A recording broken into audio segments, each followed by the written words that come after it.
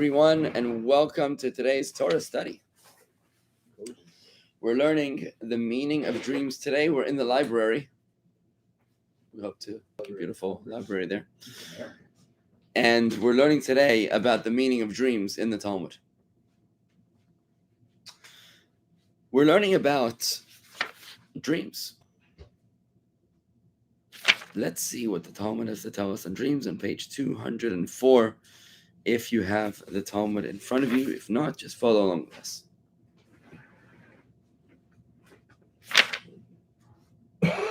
Here it is, 205 actually. Page 205.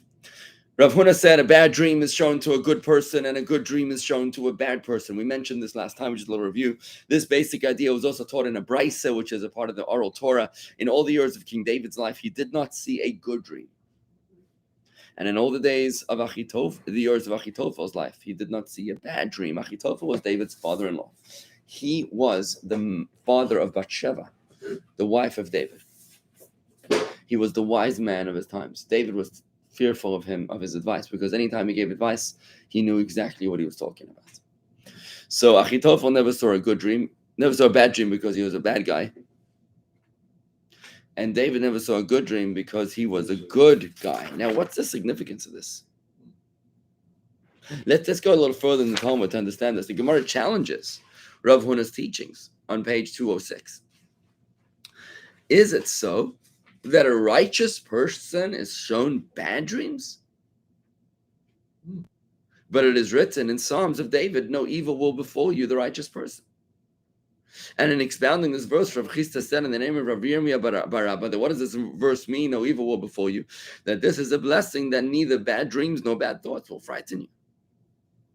So it seems that the righteous will not experience bad dreams. The verse continues, no will any plague come near your tent. This is the blessing that you will not find your wife in a doubtful state of nida when you return from a journey. Do you know what a state of nida is? Menstruation. When a woman is menstruating, her husband is prohibited to touch her. So what happens if a husband comes from a journey? He has been home for 3 months or 3 years or 12 years, right? And his wife is in a state of menstruation, or even worse, if she's in menstruation, it's not so bad.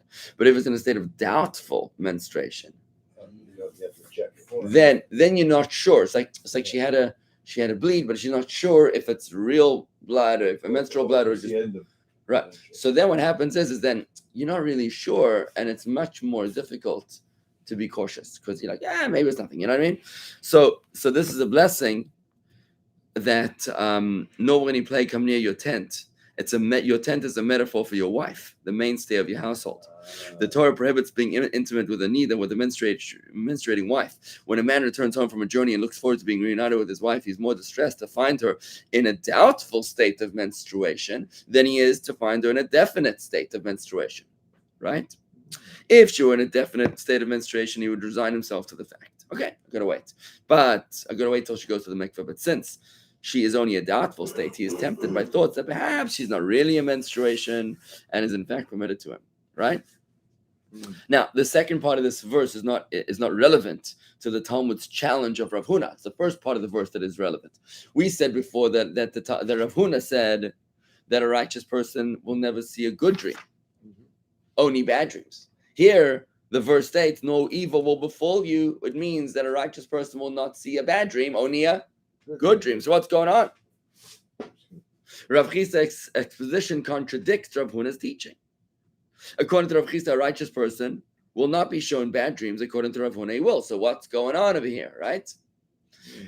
So I'd just like to welcome everybody here. We've got Fran Marks. I hope your grandson is feeling better, that he's recovering from his surgery. Terry from Atlanta, shalom. Garrett, shalom. D. Bojangles from South Australia. Ooh. Good evening from South Australia. Good day, mate. But it's got to be nighttime, so you say good night, mate. Corey from Palm Beach Gardens, Alex Bokatov, Ed Bokatov, Winston from Indonesia, Juana Shalom, and David Weinberg is with us too. It's shalom to see everybody. Good. Well, yeah, he's trying to get better. Because of this question, the Gemara revises Rav Huna's statement. So we've had a challenge, and now the Gemara redefines the statement of Rav Huna. Let's see. Well, what was he thinking in the first place? Why should a righteous person not see a good dream? We said this last week. We said that the reason why a righteous person would not see a good dream is that the bad dream will cause him anxiety, and the anxiety has two benefits. Right? Number one, it prevents him from sinning. And number two, it atones for the few sins that he did commit. So it's like a minor punishment in this world, a minor distress in this world, so that he can experience cruise control in the world to come. You understand? An evil person is shown good dreams in order to cause him joy. This joy will reward him in this world for his few good deeds. So when he goes up to heaven, he goes straight down to the basement. Right? And also will prevent him from receiving his reward in the true world, the world to come. I just want to point out, by the way, that one more thing that I mentioned this last week, that I don't think the word is anxiety. Anxiety is your enemy. You should never, ever, ever have anxiety. There was a different word that I came up with last time. I said it's not anxiety that you experience when you have a bad dream. You just have, you're just unsettled. That's good, unsettled. Is it in your notes? Okay, let's go. So the Gemara now revises the statement of Rav Huna. Because of this question, we say no. Rather, what Rav Huna means is not that the righteous person will see the bad dream himself, but that others will see a bad dream about him and tell him about it. I'm not sure what's worse, you seeing a bad dream or other people coming to you and say, I just dreamt about you and it wasn't pretty.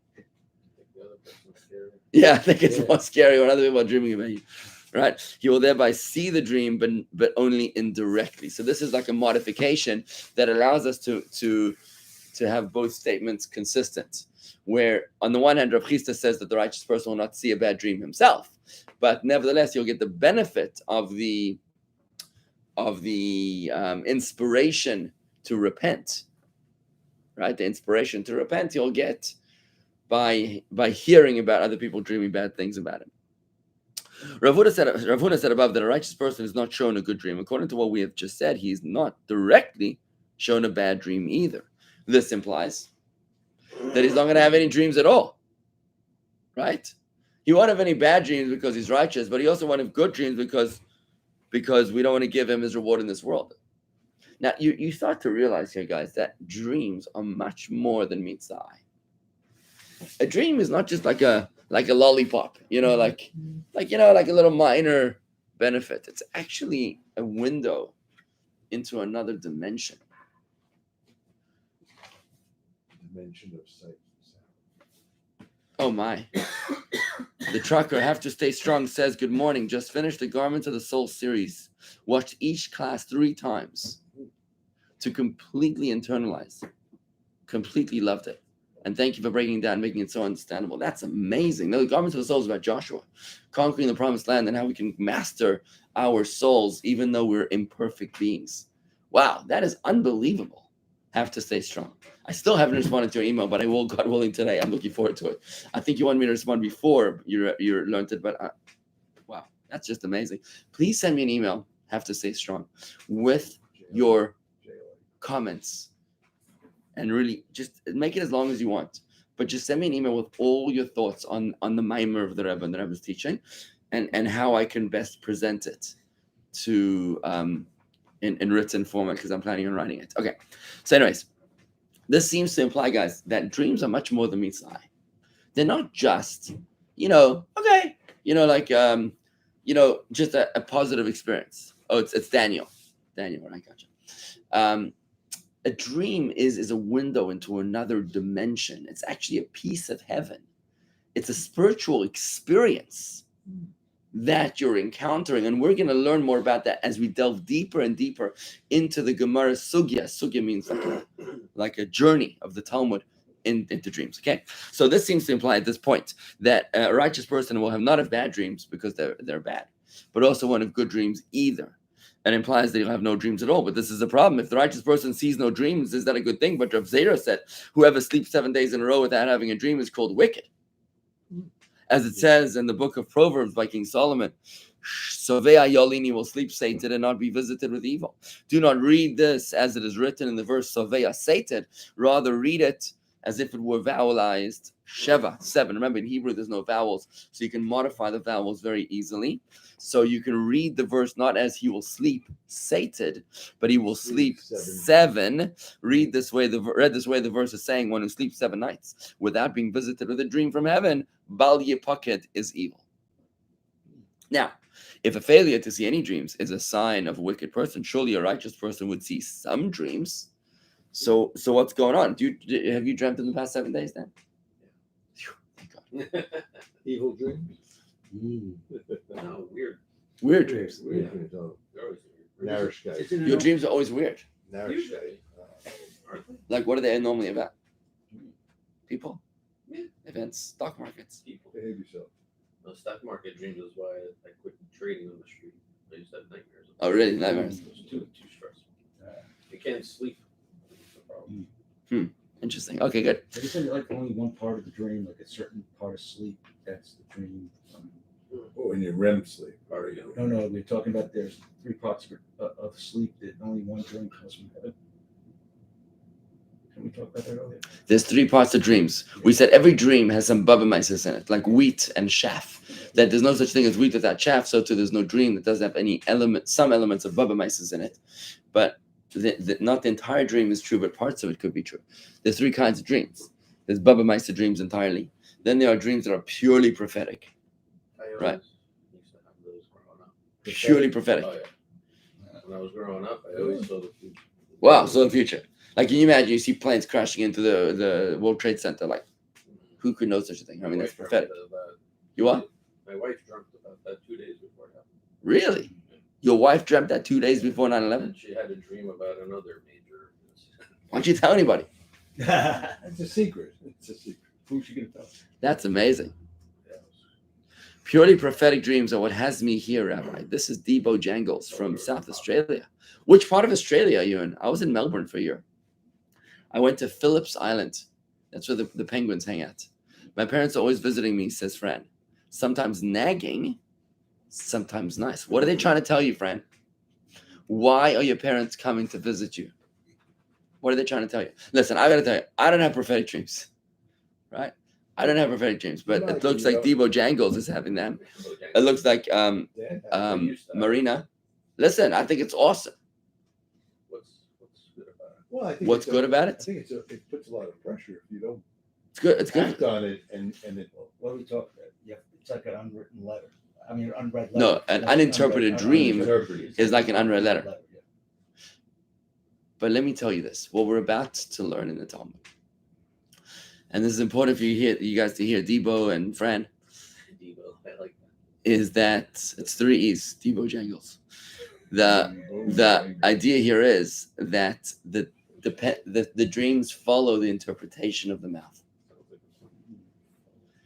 The dreams follow the interpretation of the mouth, which means how the mouth verbalizes the meaning of the dream is how it will come to be fulfilled. Therefore, then, if your wife went 2 days before 9/11, to you, The night before, I just didn't want to make it sound too scary. let's say the night It was before. Actually, she woke up and said, I dreamt this. I said, there's no way. You must have saw the news. Tell me after. And then thought you dreamt it. She's like, no. I woke up and started calling people who weren't in. I don't know. But in theory, if someone dreams a dream and you interpret it benign in a way that's not evil, then what happens is that what? Is she evil? No, Oh, okay. no. If you dream it as if you interpret it as benign, then it won't come true. Because what happens is that it follows the interpretation of the mouth. Wow, lots of stuff going on here. In my dream, says David Weinberg, the Rebbe is telling me how to bring Mashiach. That's nice. That's nice, David. Very good. Tell us. How you doing? Corey says, I always dream that I didn't graduate high school and I have to go back. Now, Corey, I think that dream is more to do with your traumas because you might have anxieties. So that's got to be some sort of a trauma you got to get out in therapy or something. You got to let it out. You know, we all have anxieties, but some more than others. But I would think that one might be, maybe you really thought you weren't going to graduate. Maybe you just were very nervous about it. So I would think that kind of dream might be more related to your personal fears and anxieties.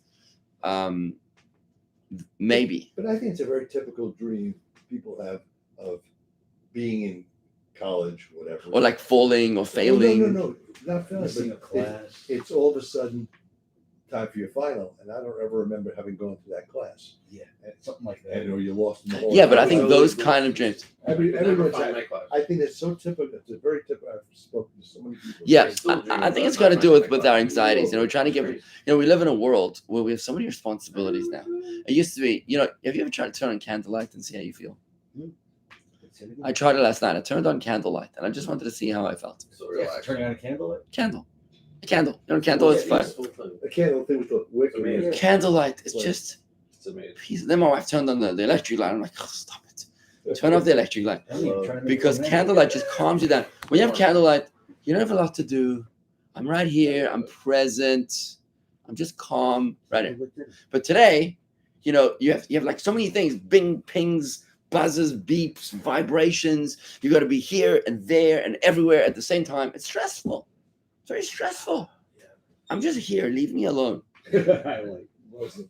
When I go to the Like aisle, used to say, when I go to the wasn't. aisle to visit the Rebbe, I turn my phone off. My experience at the aisle begins when I turn my phone off.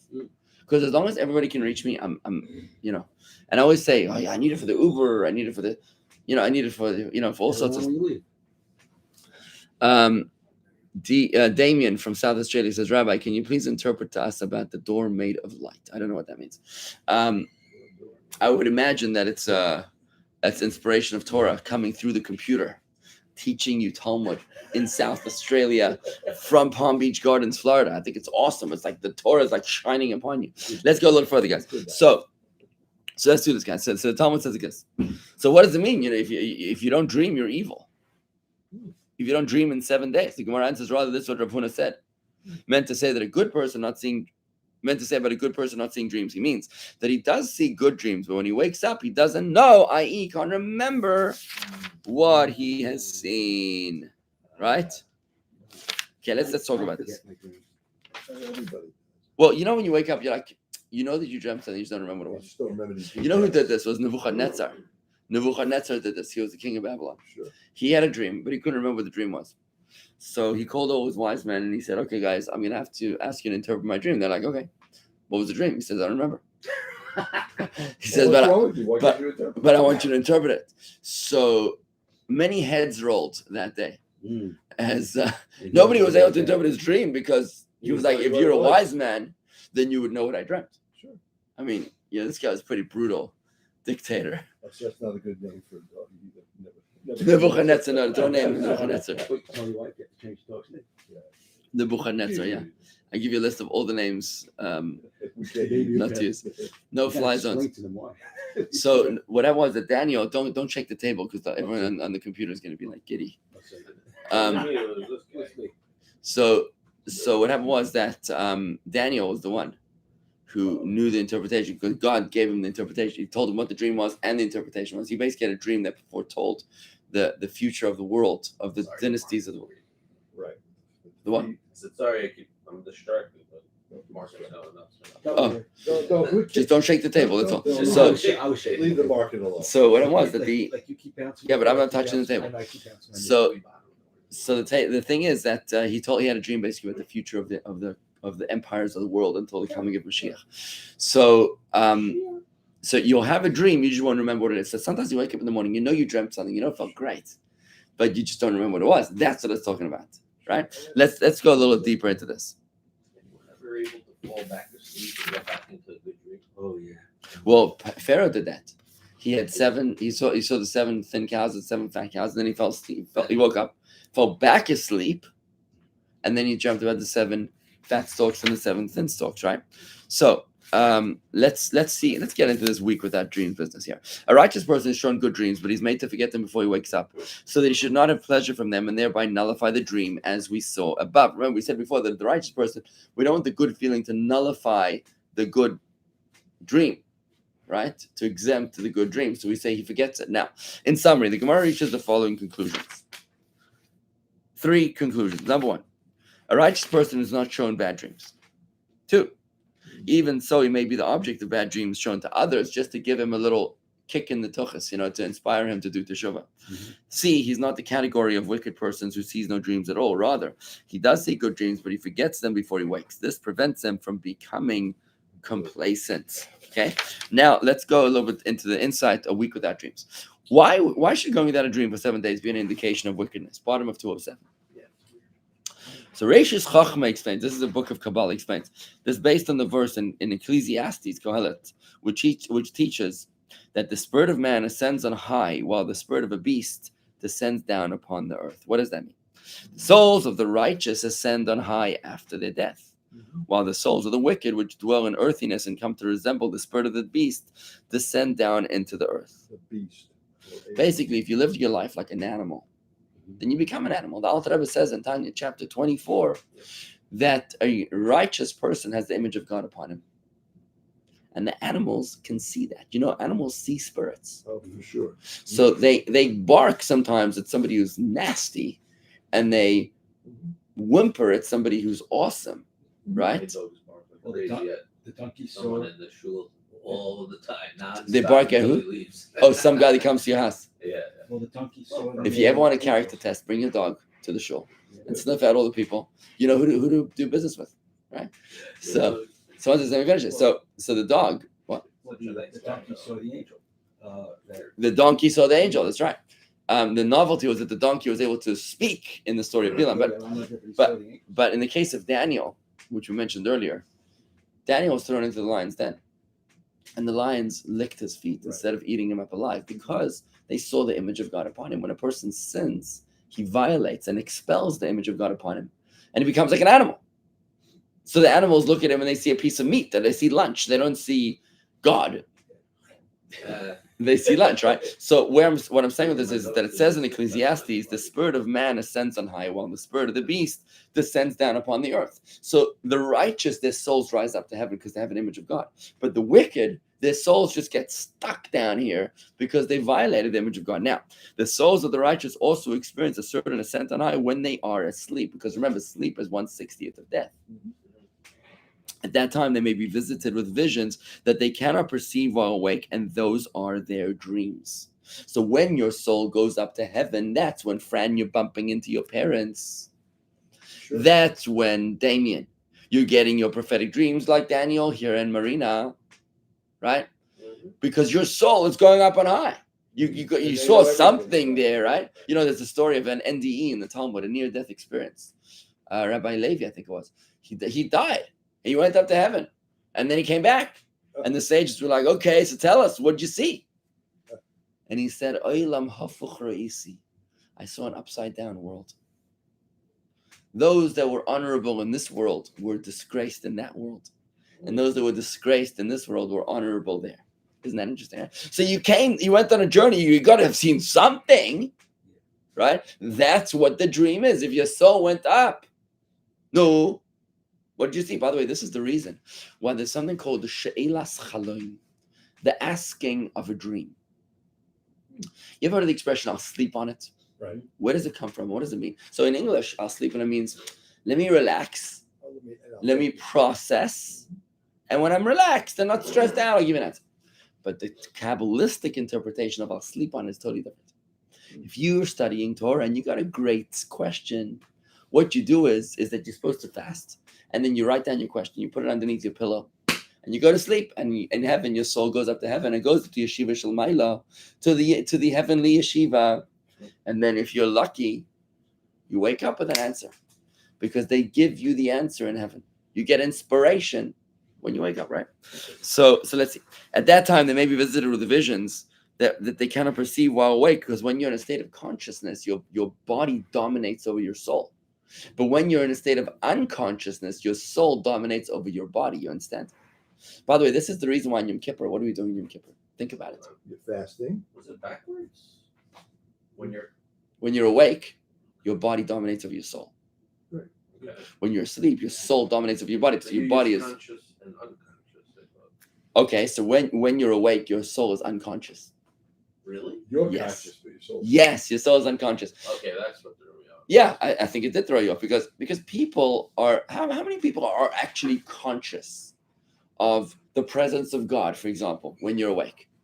They see money, they see cars, they see golf clubs, they see. Yeah, we live like animals. But when we're sleeping, by the way, what do Hasidim do at Farbrengen? We say L'chaim. We drink vodka. Get drunk. We don't get drunk. We try to get buzzed because we want to calm the body. We want to put the body to sleep so that the soul can emerge in a beautiful friendship with others, right? And that's what happens when on Yom Kippur, by the way. There's 5 prohibitions on Yom Kippur. Even who? Tzaddik. Well, Tzaddik is a different ballgame. Dan, you're a different ballgame because you're a holy guy. No, No, a Tzaddik is a whole different ballgame. They dominate their body. But we're talking about ordinary people now. So what happens in Yom Kippur? We have 5 prohibitions of the day that are all designed to neglect the needs of the body. No eating, no drinking, no sex, no leather shoes. You don't feel, when you walk around barefoot, you feel like no mensch. And no oils or bathing, right? No bathing. No shaving. No shave. Yeah. Like you can't care for your body. All of these are designed to downplay the needs of your body so that you can upplay the needs of your soul and experience your soul. When you're hungry in Yom Kippur, try to focus less about dinner and more about the sinner. Try to experience the voice that you never hear because it's constantly, all 364 days a year, it's drowned by the cacophony, the hum, the airplane engine of the body. But when the body goes ignored, yes, the body's kvetching, okay, but you can let the soul speak, and that's what's happening when you're sleeping. Indeed, the Zohar teaches that at times imminent heavenly decrees are revealed in dreams to the righteous, right? So that they may pray to avert the decrees. If a person goes an extended period without experiencing any dreams, what does it mean? It means nobody upstairs is talking to you. That's what it means. It is because the soul that has not ascended on high during his sleep. This indicates that he's governed by earthiness, so that his soul does not meet the standard required for the spirit of man to ascend, and is rather compared to the spirit of the beast that descends down into this earth. In other words, you've not been granted a visa. You've been denied access. That's what it means if you haven't dreamed a dream. Okay. Rabbi Eliezer Dessler explains this matter on a more basic level. The purpose of dreams is to guide a person to teshuvah, to repentance. People often suppress the unpleasant truths about themselves and consign these truths to a place in the psyche, reserved for matters too painful to contemplate. But by denying his faults, the person does himself great harm. For if one does not acknowledge his spiritual shortcomings, he cannot possibly rectify them.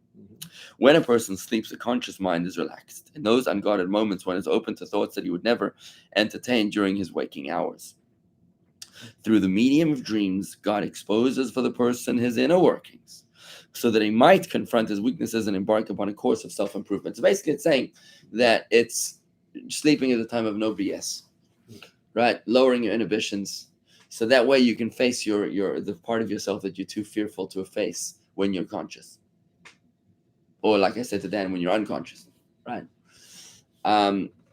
And therefore you're able to face yourself. Okay, that's an interesting interpretation. Since the purpose of dreams is to guide a person to repentance, it follows that if one is not shown a dream for a full week, it is a sign that he's unreceptive to such guidance. Heaven withholds dreams from him because they would be pointless.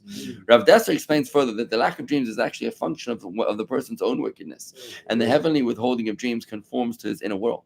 A thoroughly wicked person has no interest in correcting his imperfections. Thus, he suppresses the knowledge of his true nature so deeply that even in his dreaming state, it is not revealed. Such a person is granted his wish by heaven and is not visited or affected by life-altering dreams. In other words, since you do not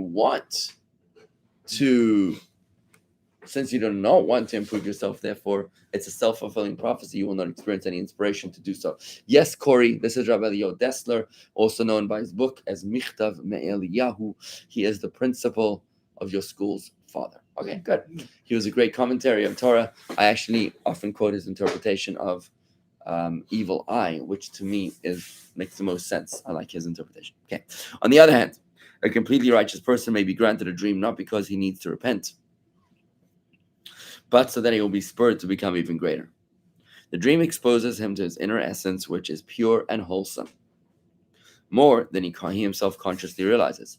Through the dream, he comes to recognize his true capabilities and is encouraged to spend his waking hours striving to develop the potential within him.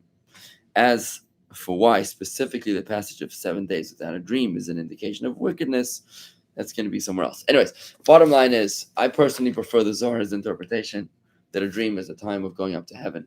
And when you go up to heaven, that's when your soul is experiencing visions. If you're not experiencing visions, it means you're not going up to heaven. That's what it means. Friends, several years ago, my mom visited and told me the diamond heart she gave me was broken at 3 a.m. I had a slight pain in my chest. I told my husband to call 911. 7 stents later.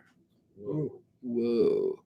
Your mother woke you up in the middle of the night to tell you were having a heart attack? That's pretty awesome, friend. Wow. I mean, Saved your life. if you talk about a prophetic dream, hey, I mean that's pretty good. So that's amazing. Winston, is it only dip the fingertips in water on Yom Kippur? Yes, you only dip when you wash your hands on Yom Kippur. You only wash until the knuckles. The knuckles. Yeah. Wow. Okay, guys, I'm going to stop it over here. Beautiful Torah study here. We're going to carry on with Chassidus tomorrow, and the Chassidus on the weekly Torah portion. With that, everybody have a wonderful day, and keep dreaming.